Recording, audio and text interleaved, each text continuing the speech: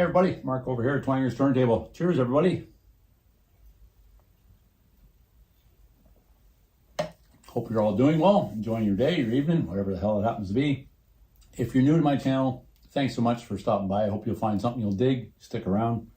If you're returning, much appreciate you doing so. As always, I really do. I try to reciprocate that as much as possible in the best way I can, whether that's viewing your channel or taking part in threads or contests when I get a chance, commenting, whatever. But I always, if I watch a video, I always like it and try and comment. I can't always do that. But anyway, I digress. I'm here today to do another episode of recent, I use that word loosely as usual, additions to Nobody's Vault But Mine. I almost said it. Kind of did say it. But yeah. Vinyl finds in Nobody's Vault But Mine. Episode 16, I guess it would be. I should have checked. I think the last one was 15. So yeah, episode 16. And I'm going to try and run through these relatively quick, trying to clear up this pile of records I got so I can put them away on their shelves the way they should be. Because as I've said before, but for the benefit of those who are new, when I bring home records, I clean them up, listen to them, make sure everything's cool. But then I set them here so I can show them to all you fine folks before I catalog them and put them away for storage. So I got a bunch of them sitting here. So let's get going. I got a stack here of, I don't know, probably 20 or so. The first four I'm going to start off with. My bestie and I, it's summer, clearly, or at least in the northern hemisphere. And we have the grandkids much of the time. But they're in summer camp right now as we're on summer break. So they were on summer camp. So the bestie and I had a Friday where we just had the day off and went for a walk in our neighborhood there, local, and a little ice cream shop. Right next to it, I'd never noticed, is a little record boutique, Tony's Boutique, I think it's called. So of course, it's like a magnet. I had to go in and check it out, and I'm glad I did. Picked up 4 records there in really good condition, very fairly priced. And so yeah, it was a good day already. Any day spent with my bestie out, we like to walk around and you know, and give ourselves a break. But to add some vinyl to that was awesome. So I'll start with one that I had on my radar. I've always wanted. I like this guy. I've always liked his solo stuff. Billy Idol, but Gen X, Kiss Me Deadly. This is the one from 79. It's got Dancing With Myself, as he did with his solo, but it's in fantastic shape. The spine, everything is maybe not mint, but freaking near. I mean, it's good plus, very good plus. I mean, it's fantastic. I'm not going to show you every one here, but one little tidbit I did not know about Gen X is it's got Terry Chimes.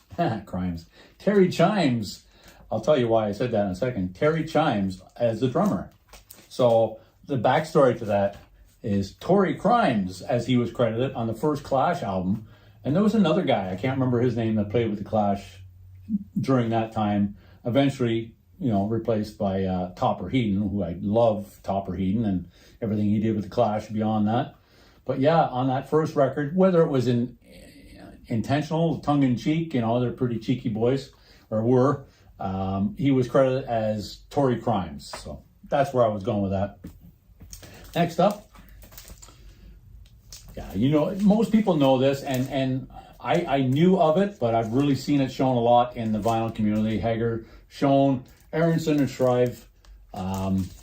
Never had it on any format. This is a promotional copy, and it is in really good condition. I always really dug Sammy Hagar, his solo stuff, Montrose. Was never a big fan of the Van Halen. I'm not going to get on a soapbox about that. Me and my buddies were much of the same feeling. Love Van Halen, always did. But just the whole thing with Hagar didn't work. Didn't move the meter for me. So just one man's, very subjective, isn't it? That's the way music is. But yeah, we used to joke, you know, our Van Halen had wings, you know, the V and the H, and not rings. Anytime somebody would throw on some Sammy Van Hagar, yeah, we weren't very nice about it, but yeah, that's all in the past now. I don't care that much anymore. Next up, X. Los Angeles. Now, these guys, I've always dug these guys, thanks to my older brother. And I do have Under the Big Black Sun as well, which is their third. This one I think is 1980, their first one. But Tony at that record store, he also had two more. The one that came after this, which would have been 81, because Under the Big Black Sun is 82. And then there was another one, the fourth one from 83. Those were a little more pricey. I don't know why, but this one was only 15 bucks and in good shape, really good shape. So glad to pick that one up. And the last one I picked out of that record store on that Friday, last Friday. In fact, the day I'm filming this, I should acknowledge, a year ago today, Ozzy passed away. So yeah, rest in peace, Ozzy. Miss Ozzy. There's only one Ozzy. There'll never be another Ozzy. But yeah, just happened to be 1 year ago today. And there is a correlation with what I'm going to show here, you'll see. But in 8th or 9th grade, probably 9th grade, trying to do the math here, it doesn't matter. One of my buddies came into school. I had this new cassette of a band that he had newly discovered, was new to him. And this was the cassette he had. And of course, once he showed me, it's like, oh, dude, those guys have been around a long time. My older brothers, you know, had some of their music in their collection. And it is Uriah Heep and Abanog. I know it's probably not one of their, it's certainly a well-known one because of that album cover. And I think the music is okay, contrary to what some say. But of course, the connection here with Ozzy's first two albums is the late Lee Kerslake and Bob Daisley, who played on those two albums. Kerslake on drums, Daisley on bass, most know that.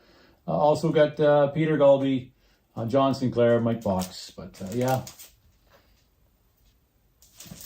And all four of these records were so reasonably priced. I was blown away. Like I say, that X album was 15 bucks. I think the rest of them were like maybe 10. So yeah, awesome. Glad to have those. So let's get going. A big recommendation, big shout out to my buddy Gary over at Physical Format Rock and Roll. I did a video a while back. Was talking about the only kinks I had were on a couple of the cassettes. And I do have one record, sorry. But yeah, the Kinks Part 1 and Part 2, I have that. And Gary saw that video and said, you know, you really should check out this album. And the album he was talking about, which I did find shortly after, completely by coincidence. You know how that happens sometimes.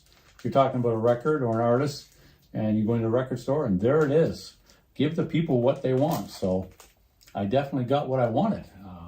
And of course, you know, it didn't sound familiar to me when Gary mentioned it. But of course, as soon as I put it on, and yeah, I mean, I've heard this before.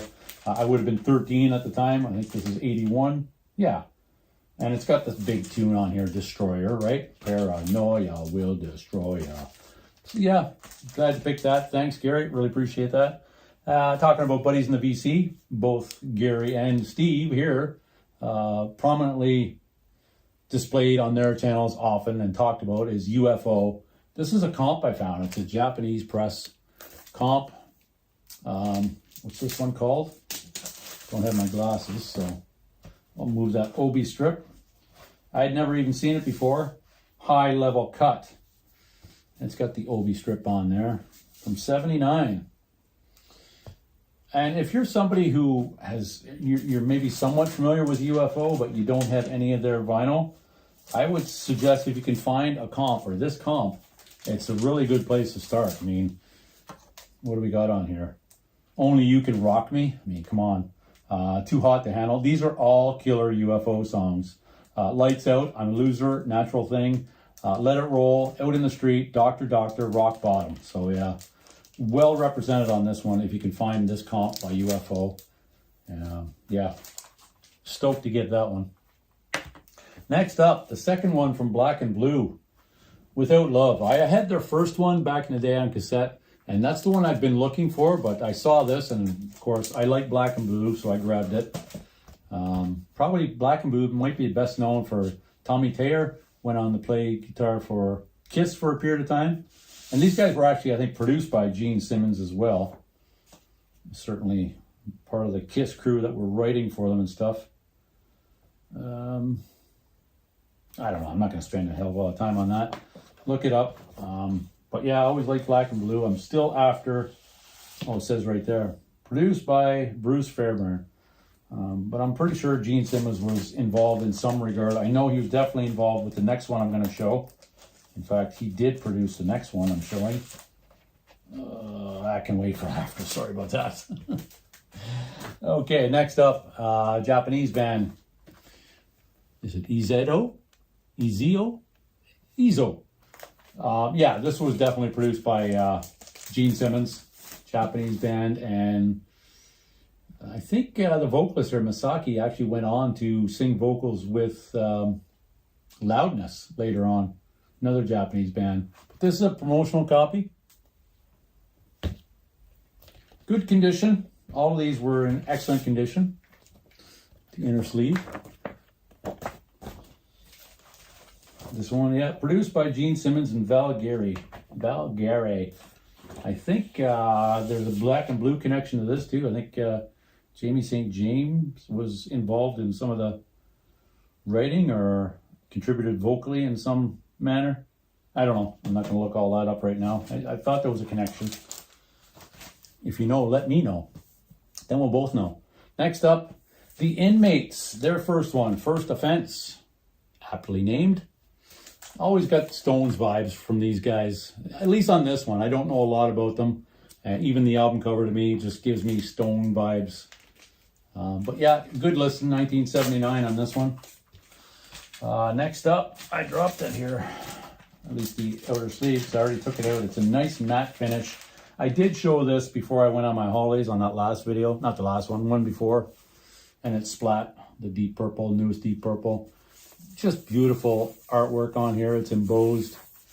And it's on the 180 gram vinyl, 45 RPM, purple vinyl. And it's just really nicely packaged. It's a nice big gatefold with a big booklet inside. And Greg over at 3 Dimensions Rock, is it 3? Oh my God, I'm sorry, Greg. Was asking about this right before I went on holidays, and I did do one short. I'll probably do some more. It's really good. I like it anyway. I mean, I think Kilbride and Don Airey. Don Airey is a great successor to John Lord, but there's no Blackmore. And is it Kilbride does the guitar on this? Him and Don Airey do trade off very well on the soloing and whatnot.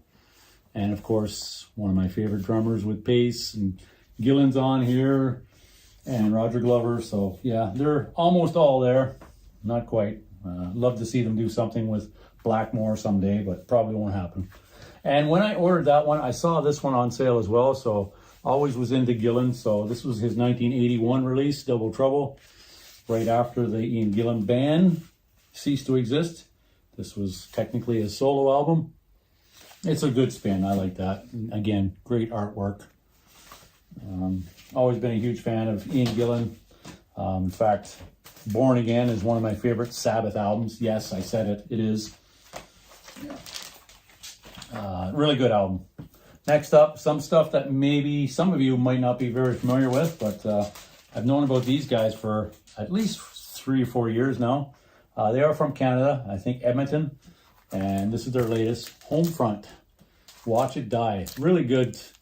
I'm not a big fan of this term, but for lack of a better term, it's punk, post-punk, if you will, but that early 80s vibe, even though it's 2025, this was released, and the one prior to this was, I think, 2023 or 2022. It's a really good one as well. And then they did an EP before that as well, so good stuff. In that same kind of vein, but more punk and more heavy, these guys were suggested by John over at Bip Bop Boom. He often is one of the panelists, if you will. I don't know what to call it. One of the guest co-hosts on Patrick's The Vinyl Archivist, PBthal. He does a stream Fridays and Sundays. And John talked about these guys a lot and went to see them live. And he was... I think he saw them live. No, he saw Homefront live. Maybe he saw these live too. I don't know. Sorry, John. But great recommendation. I really dig this album. It's Then Comes Silence, Blood. This is their 2017 release. And I actually don't know where that lies in their discography, but it's really good. I really like it. It's very much that that early 80s punk vibe, and even hard rock elements, tendencies to it, which really makes it move the meter for me. So when I think about a lot of my favorite bands of the early 80s and whatnot, of the new wave of British heavy metal, you know, Tank and stuff like that, and Maiden, and they had a lot of what one would consider punk sound, very punk attitude. And that's kind of the vibes I get from this at times. Other times there are some new wave elements to it as well, but really good. Thanks, John. That's a good recommendation. Next up, Faith No More, King for a Day. I had this one for a while now, but I never showed it.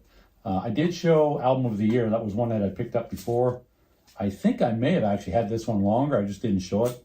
These aren't in any particular order when I picked them up. They're just kind of a mess over here. So after being in the BC for a while, you get to know certain people in the BC and affinity and friendships for, at least from friendships with, at least from afar. You know, as my buddy Steve was saying, you don't necessarily really know someone until you meet them. You get to hang out with them, which I'd love to do at some juncture. But these guys always make me think of now. They never used to because I didn't know the guy. But Trevor over at Flat Round and Spun.